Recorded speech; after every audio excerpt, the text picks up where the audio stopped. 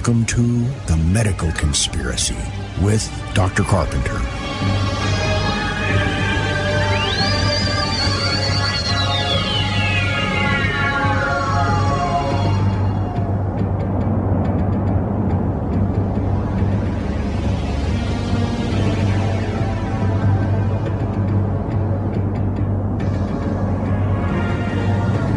Here we are again, back to you for another show and this week we have a lot of things that have been going on, a lot of discussion of the abuses that people are accepting instead of fighting, and the nonsense that is going on. It's windy here, so you can hear the blinds. But before we get into the good stuff, there is a lot that has been not so much going on as happened in the past, but has been brought up this week. So we have a lot to talk about. But before we get into that, we're going to have Randy do station identification so we all know where we are at. Made me feel like the NBC announcer. Yeah. Oh, okay. You're listening to OrionTalkRadio.com and Micro1650.com in Tonawanda, New York. And hello to everybody listening on Spreaker.com and TalkSuperstation.com, Shopcast.com, and, of course, the TuneIn app. I got that all out in one breath. How about that? Wow. And you remember everything this time. Isn't that something? It's amazing what pen and paper can do. Yeah. Okay. Now, I have something unbelievable to report of what's happening in the world of healthcare. But before I get into that, I want to tell you something. Don't ever buy any Hewlett anymore. They are now. Oh, did you ever get your printer working? Is it still? No, my printer should be returned. Mechanical problem is not software. As a mechanical problem. Did you try calling the tech though? And oh yeah, okay. And I clearly stated I do not want to talk to India. And that's what they did. And I said I want to talk to an American operator, an American section. Oh, but you're here now. I couldn't care less what I'm not. Switch me back to the U. So what did they do? Switch me to another Indian. Absolutely not. So I call back again, same story. And they have no indication of what is happening and no information on how to return faulty equipment. I find that totally disgusting for something that is still in the 90 days warranty, and there is no indication on the website on how to do it. Okay? And you have to talk to Indian. Who knows? You spend hours getting nowhere. And I talked to another person that went through the same thing and never got anything accomplished, so he finally ditched the device and bought another one. Well, that's disgusting, but so don't buy an HP product because there will be no one there to help you. And even if you buy an extended warranty, so you call a different number and that is there to help you, still the 90 days have to be passed. You have to wait that the 90 days are passed, because the 90 days are the responsibility of the manufacturer, but the manufacturer is ignoring it. So disgusting. That should never happen. First of all, the job of technical support that should be in America for Americans, not Indians. And I'm not talking about American Indian. Those days, sure, that's fine. And not India. Not living in an East Indian living in India, okay? That's not our technical support.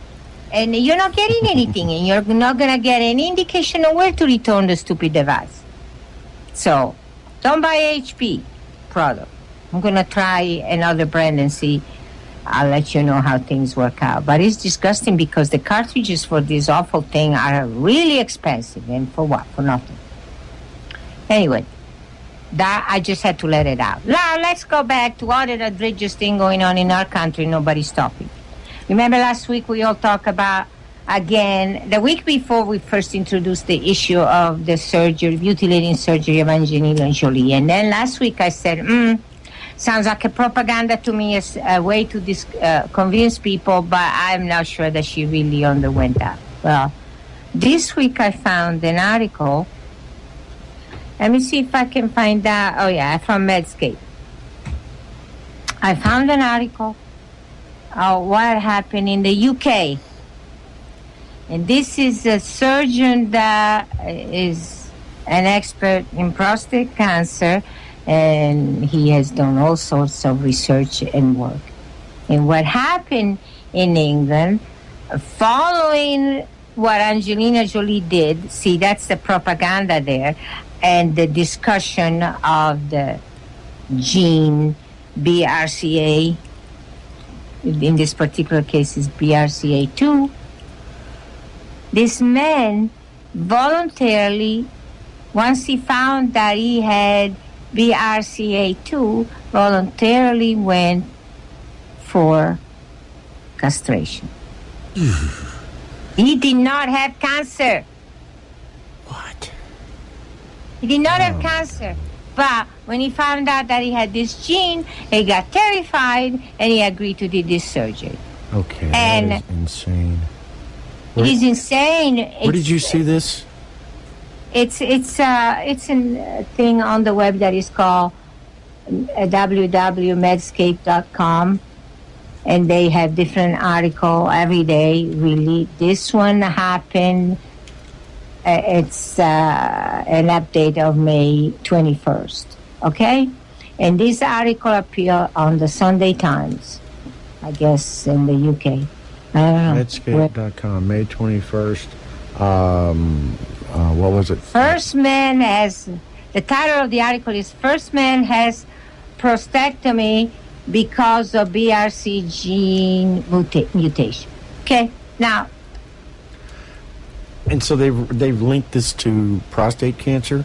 Or? Well, they said that that gene BRCA produces breast cancer in women and prostate cancer in men. That's what they claim. Okay? The mutation of that gene causes those two things.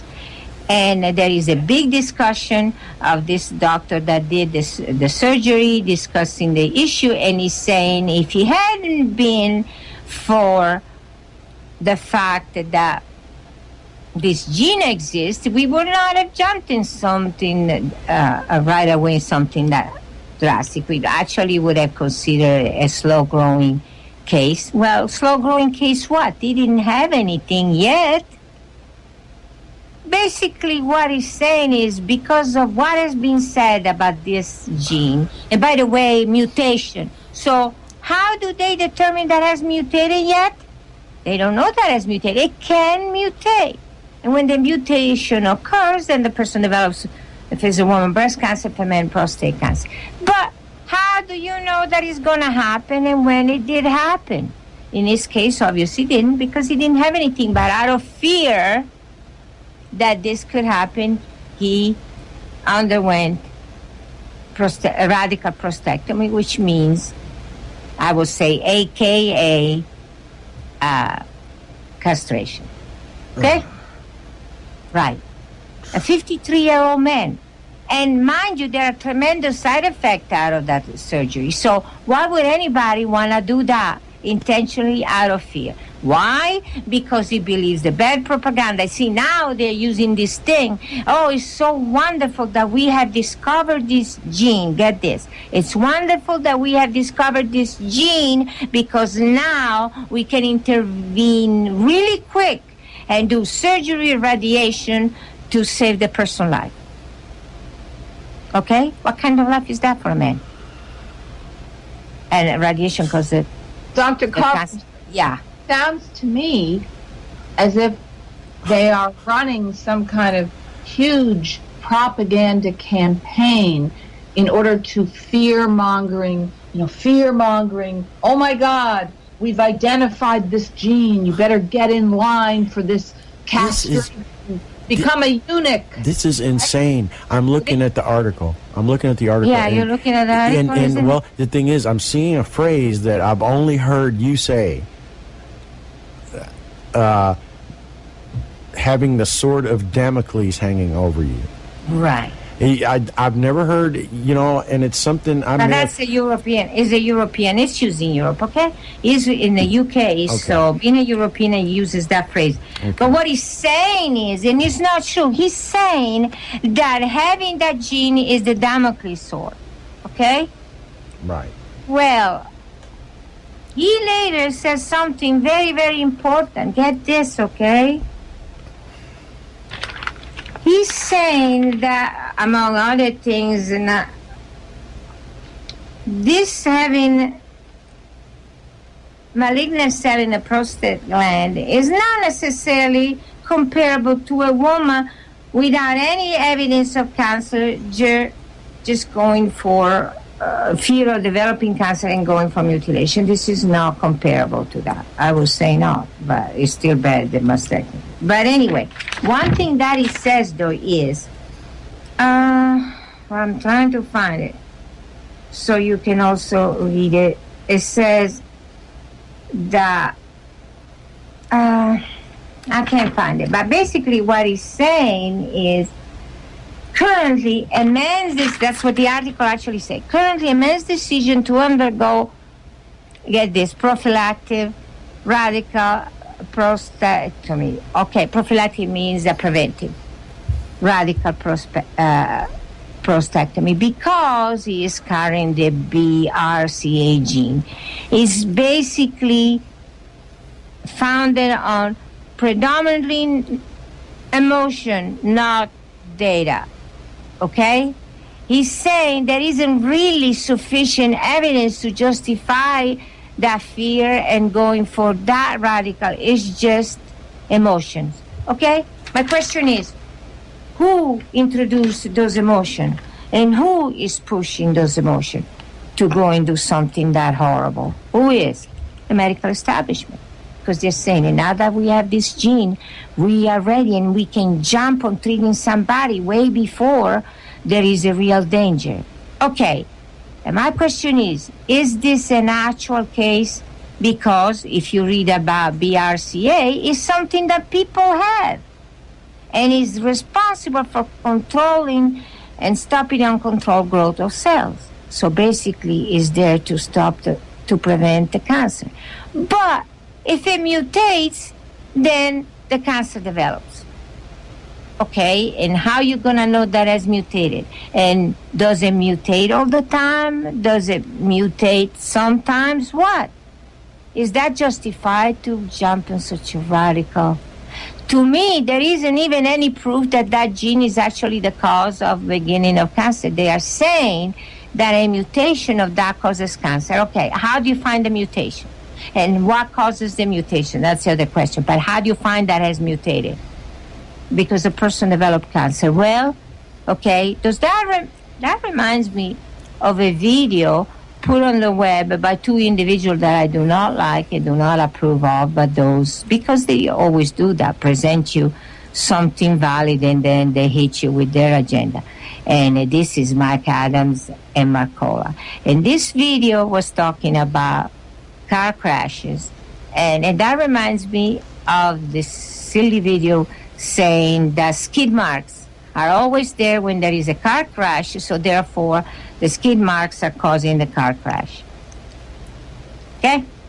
It's not the skid marks caused by the crash, the accident. No, it's the accident is caused by the skid marks.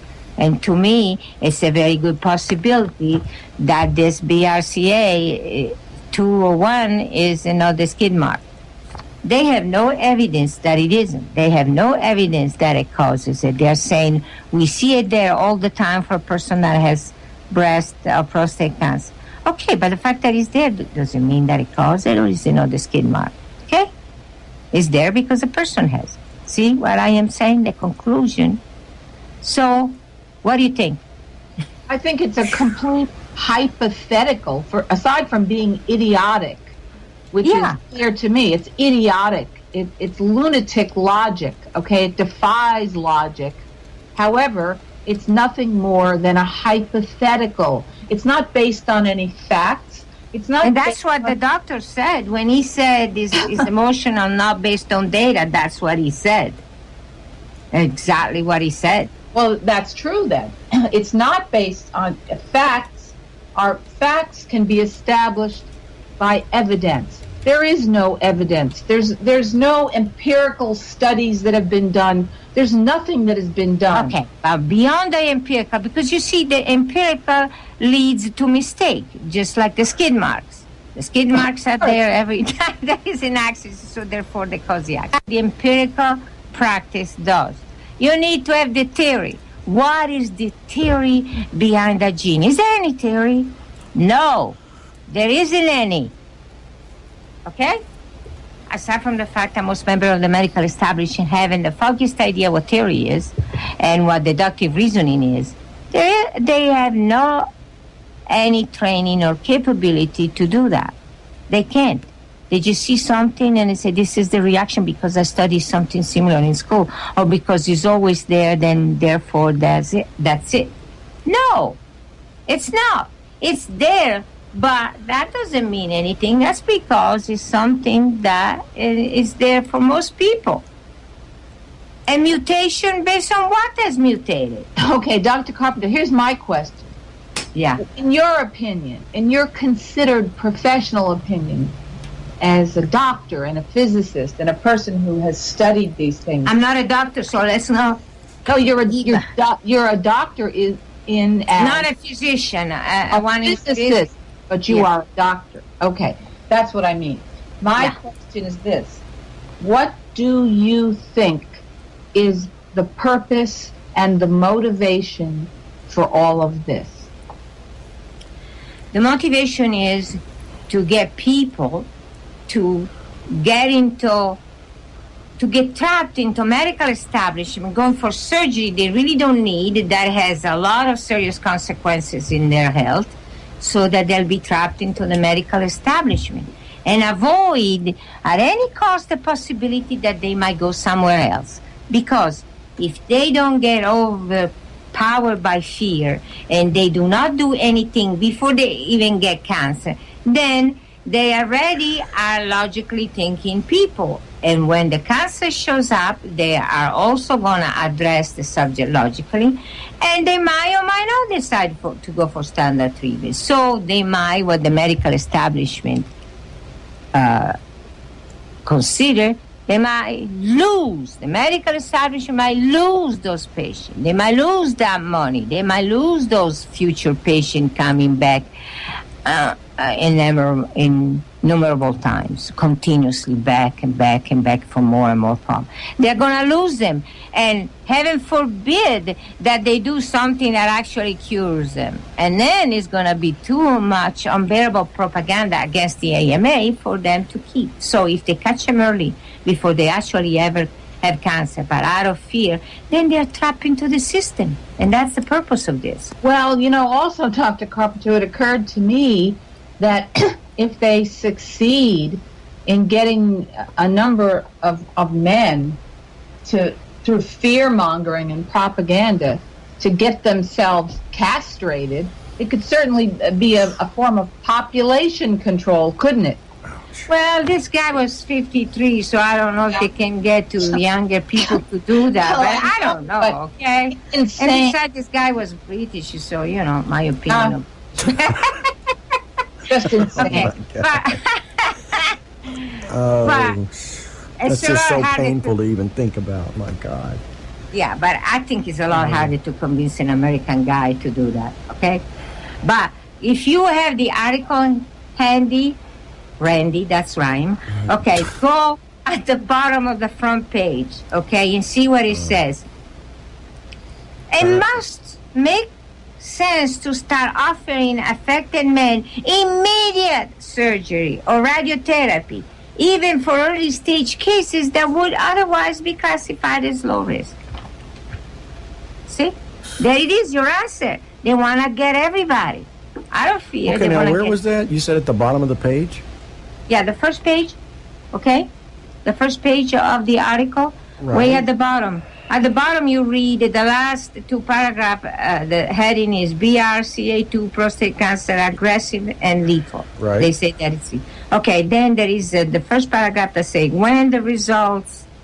Forget that one. The next one is in quote. It must make sense. That's the last one at the bottom of the page. Well, okay, mine is I'm sure this article went on several different websites. You know, I'm just looking at one different version of it, probably than the one you. Oh. Now Medscape? Yeah, this says Medscape.com, but that's Okay, that's in the you middle. know- What you just gave me is in the middle of the page. Oh, really? On mine, yeah. I've probably got a smaller font. Anyway. How many paragraphs do you have on the first page? Oh, I can't even count them. The first page ends on my version with. This says 12. What's your first page end with? Currently, a man's decision to undergo a prophylactic radical prostatectomy because he's carrying the BRCA gene is based predominantly on emotion, not data. Okay, that's the bottom of the first page? Yeah. That's the end of the article. Well, that's what I'm saying. I got it all on one page. No, this is, I got it on three pretty long. pages. So yours must be really small, the font, because I got it on 3 pages and it's readable. Huh.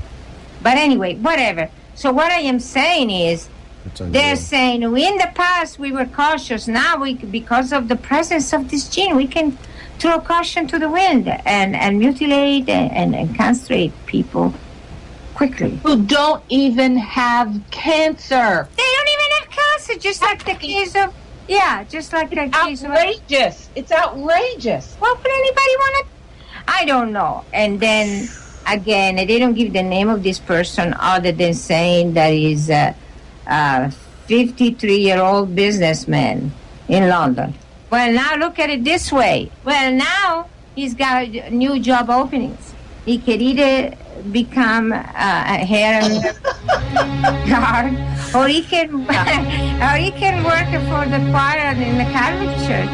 So he's got 2 job openings. That's what we talked about last week. Right.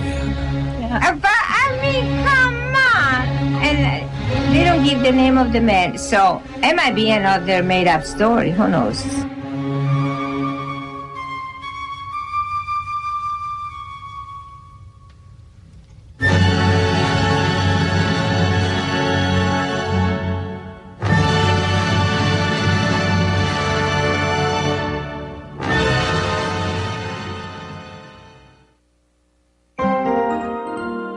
Alternative radio.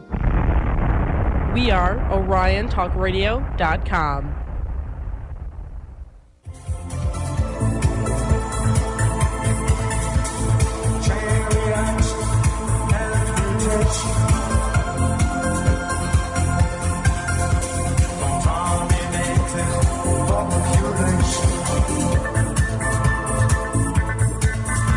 You're listening to The Medical Conspiracy with Dr. Carpenter. Okay, we are back from the commercial. And I haven't uncrossed my legs yet. Golly. Okay, all right. Ooh, so that's pretty horrible. He said, we're laughing, but he's not. Randy is not. And I would like to say something. Now, I don't blame him, Dr. Carpenter. No, but I want these people to understand this, okay? Because, I don't want to freak out Randy, but on the other hand, I think people I'd rather be dead. I think I'd rather be dead. I would think so, okay? Because then there are all these sorts of health problems, which, by the way, you get also with the mastectomy. But the radical prostatectomy, okay, there are 4 different ways of doing it. And I am going through this just to scare the hell out of people that might even vaguely consider doing it. The doctors are scaring the hell out of the patient by saying, this could happen. I am trying to make him understand the truth and scare them away from this, because this still might happen. It will happen if they go for surgery. There are 4 different ways to do it. There is, I think that they're all pretty bad, all right? But I think the worst one is what they call retropubic, method. And they, just the sound of that. God. Yes, because listen to this. Pubic they bone. cut. Well, wait a minute. They cut just immediately below the belly button, down to the pubic bone. God. And then they my remove. God. Or there is another one, is perineal prostatectomy, and that eliminates less blood, and that is done from the back. And let's repeat, Dr. Carpenter, for the listeners. We are talking about castration. All type of surgery are castration because they do not only remove the prostate gland, they also remove some of the surrounding tissue plus the seminal vesicle or sacs, whatever you want to call them. The semen are gone. Okay? The person is castrated. I can't do anything.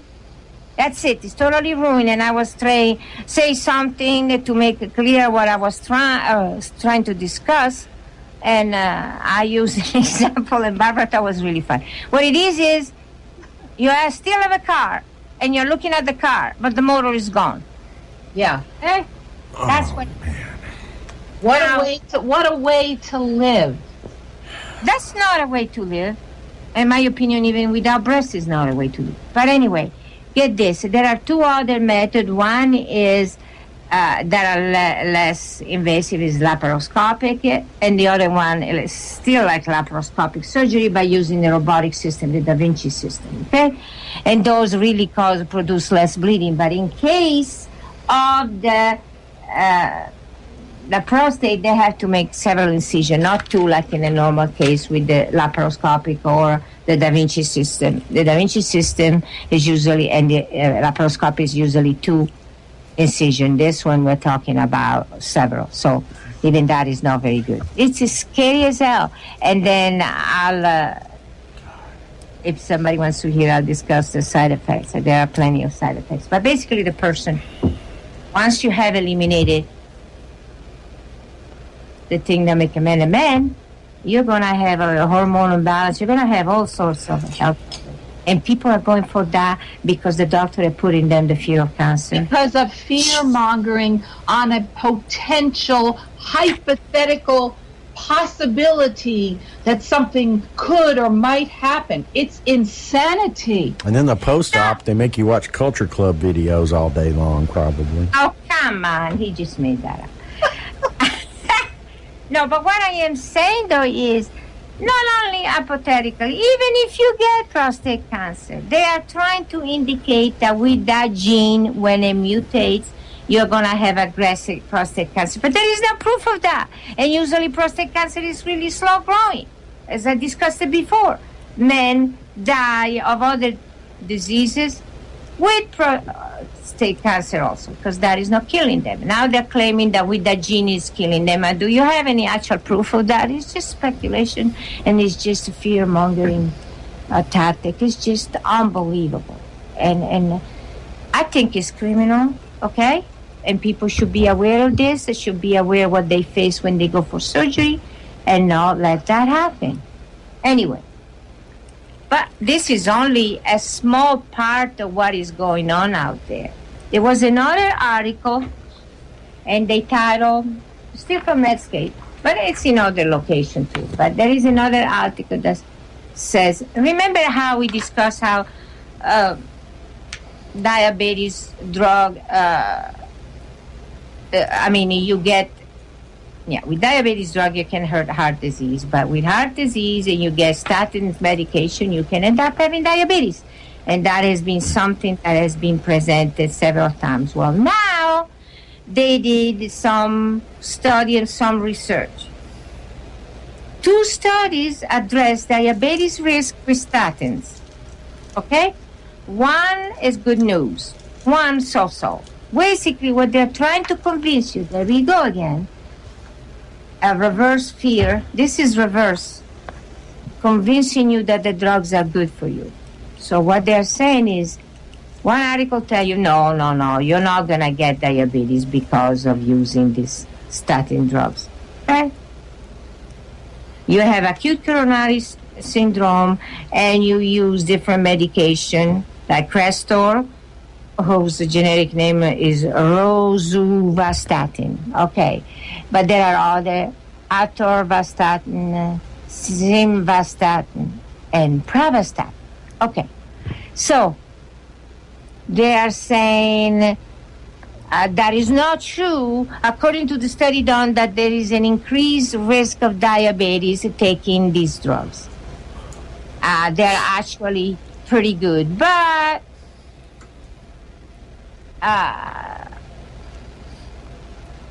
they're saying it's actually good to use for older patients intensive statins drug. It's good for them. It's helping them. It's not going to cause cancer. It's okay.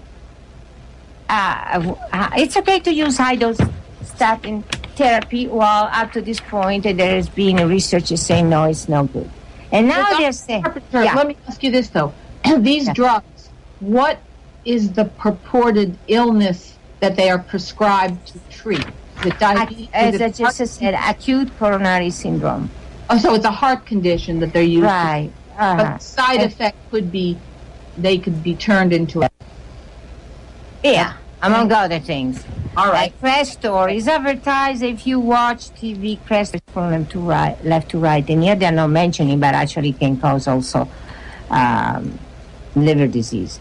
But at the bottom of this article, basically what they're finally saying is, they're all causing problems. But there is one drug, and by the way, Crestor is AstraZeneca, okay? There is one of all of these drugs that is not as bad. Pravastatin, yes, it has incidence of, they claim 22 people per 1,000. But that's what they claim. I don't believe it for a minute, okay? But, and I'll tell you why in a minute. But they're saying, yeah, they all have problems, but this one is the least of all evil. It won't be as bad. Huh? What? They cause diabetes, but this is not as bad, so you can take. Well, the lesser of two evils, right? Yeah, but no, it's not even the lesser of two evils because, you have acute coronary syndrome. Is there anything else? It's just looking at this patient treated, these drugs are lower in the bad cholesterol, okay, LDL. But is there any other way to do it? Yes, there are other ways to do it besides drugs. And by the way, if you listen on TV, there is advertising of all these law firms that are saying, have you used Crestor? Have you had problems with statin drugs? Call us. And this is another drug I'm going to talk about. It's the same thing. Call us. Call. And so basically, they do cause problem, but it's okay because an attorney can get you money. Yeah. Aside from all the money that the attorney gets himself. Dr. Carpenter, let me just tell you this. Now, I was born with a heart condition, and it got, it got worse over the years. I've had it for my entire life. I have never, ever taken any drug. I've refused any drugs my entire life. You know what I take? Yeah. I take valerian, and it helps me. Okay, I will never take a drug. I've been told you could get surgery. You could get. Oh, no, I'm not sure that. Well, but you've got alien DNA. Oh, really? I thought I did. Yeah, this tribe over there in Spain somewhere. They've been doing it for years. Yeah. Yeah. Yep. Well, but this is my point, though. Look, if I would add up every medical condition that I have been diagnosed, I'd have a list a mile long. And I suffer because I have a lot of things that are wrong. But I do not take drugs. I'm still alive. Okay? Right. I'm still alive. I don't have any side effects. I just have whatever the problem it is that you were born with. Exactly. Okay? And I'm talking about other things too where they said, you need orthopedic surgery, you need this, you need that. No, I don't. They've tried to prescribe every drug possible. Every single time I've ever had to go to a medical doctor. And my answer is always no. No. This is insanity, Dr. Carpenter. I know. What you are outlining here is a system that's completely out of control. It's whores and the big pharma, medical mafia, and they're all in bed together, and they're making big money, and they're killing people. And people are stupid enough to agree to it. Yes. That's what I am saying. Say no. Okay, years ago, I was still in Europe, and I had a tremendous appendicitis attack. And our family doctor said, okay, I'm going to give you the papers so you can get into the hospital and get surgery. Absolutely not. I am not getting surgery. I'm not getting my appendix removed. Give me some medication that cool the area, and there are. And that's it. I said, oh, no, this is much too serious. You can't do that. I said, give me the medication. And he did, because he liked me. Because I fought him all my life, even when I was a little kid. And he took care of it. Now, in the U.S., it's a lot easier to get access to ice. It's all you do. You get an appendicitis attack, you get a bag of ice. Put it right there and hold it there. Even if it takes 2 days, it will ease off, cool it off, and you'll be fine. And I have had chronic appendicitis all my life, but I always refuse surgery. Surgery is not a good thing. And now they used to remove appendicitis as a preventive to avoid problems. And now they're saying, well, we thought the appendix did nothing. We know now that it's part of the immune system. It does something. We just don't know what it is. Well, you know, Dr. Carpenter, we've talked about this before. Yes. And I've said this before, that, you know, the way I see it, and you've explained it very well from a scientific perspective, but the way that our bodies are designed, whether you believe in God or not, but I do, and God created the body. The body knows how to heal itself with the proper treatments, with people that know what they're doing. And these medical people are interfering. They're interfering with drugs and surgery, cutting and burning and radiating people. And in almost no case, as far as I can, almost ever necessary, people recover if they just have patience and seek out a do no harm treatment. Do no harm. That's what you have to do, and that's, of course, against what the drug companies do, so it's against their revenue. So obviously there is out there a tremendous pressure to push you into the use of medical drugs. And the fact that the doctor prescribes them is because they make money with it. They get kickbacks from the drug company. Even though that is illegal, they still do it, and they still get It's just a case of pimps and prostitutes. Yeah, it's not much different from that. That's exactly what it is.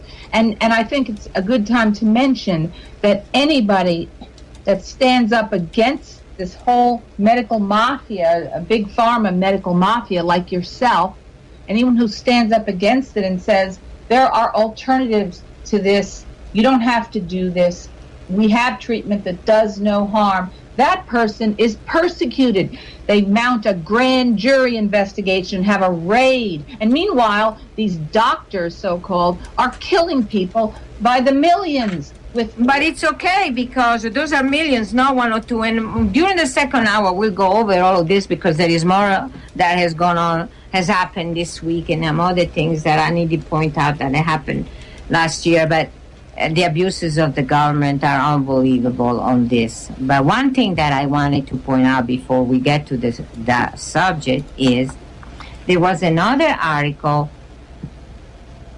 that says just 2 months exposure to anticholinergics affects cognition. And of course, all of these articles are indicated for doctors because they will know what an anticholinergic is.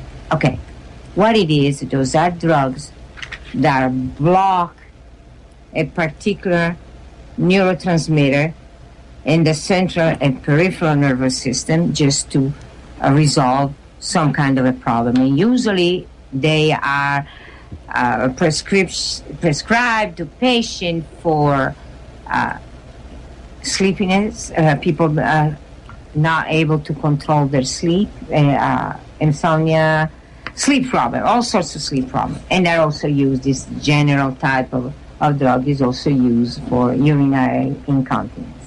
And now what I wanted to tell you is the name, okay? The name, because you'll be surprised. For sleeping problem, it's Benadryl PM. And Benadryl PM is also... diphenhydramine. Yeah, that's the generic name. But it is an anticholinergic. And the other one for urinary incontinence, it's ditropan from Janssen Pharma, okay? And that is oxybutylene, okay? These are pretty ordinary drugs. And as it turned out, they're saying they are damaging and lowering the cognition ability of a person, which, of course, what it means, it leads to Alzheimer's and dementia. And what I have said for years now, on this show for 4 years, but is it 4 years or 5? No, it's 4 years. 4 years on the show and way before then to different patients. I have said, do not go into regularly taking drugs. There are many types of drugs. Those are the cause of Alzheimer's. And there it is, an article. And you're actually saying what I have been saying. They're going to admit anything? No, but they're saying, be careful. Of course, also people say, oh, no, that's not true. But it's actually saying on Medscape to the doctor, try to find a different way. To the doctors, try to find a different way, try to find a natural solution to this problem. Don't jump so easily into drug. Isn't it something that I have said for years? Huh? You tell me. Yes.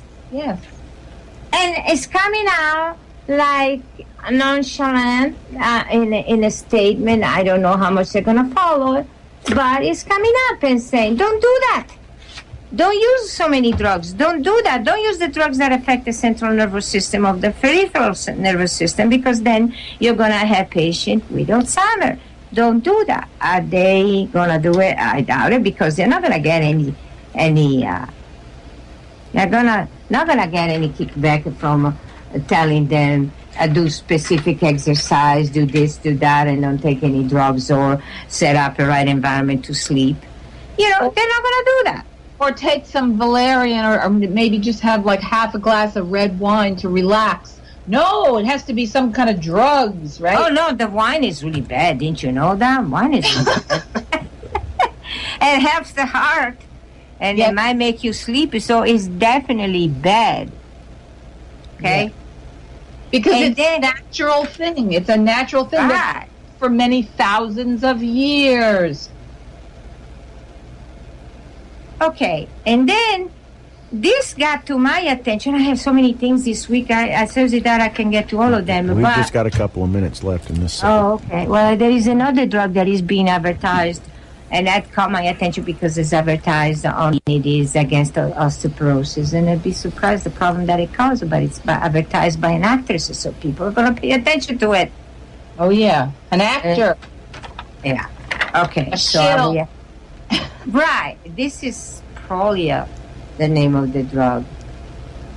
And this is described to postmenopausal women, or is described also to men that have high risk of bone fracture, which comes with osteoporosis. But, you know, the drug has a lot of bad side effects, and on top of that there is a total, get this, a total of 149 drugs that are known to interact with Prolia. So you cannot take it if you're taking these drugs, and some are really simple things like aspirin. Tramadol, folic acid, of course, the statin drug. Vitamin D3, you cannot take it if you're taking that drug.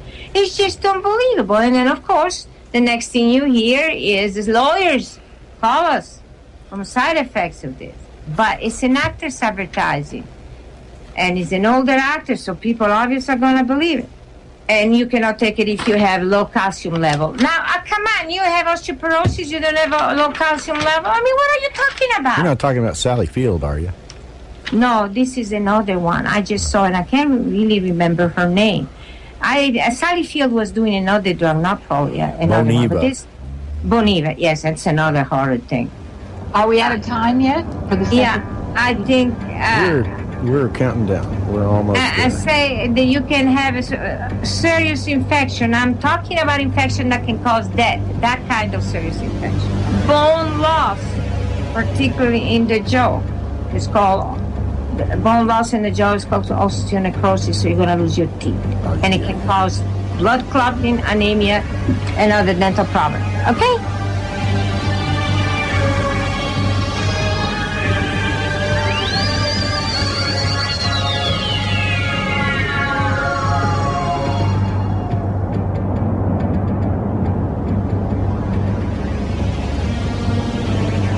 touch that mouse. The medical conspiracy will return in just a moment.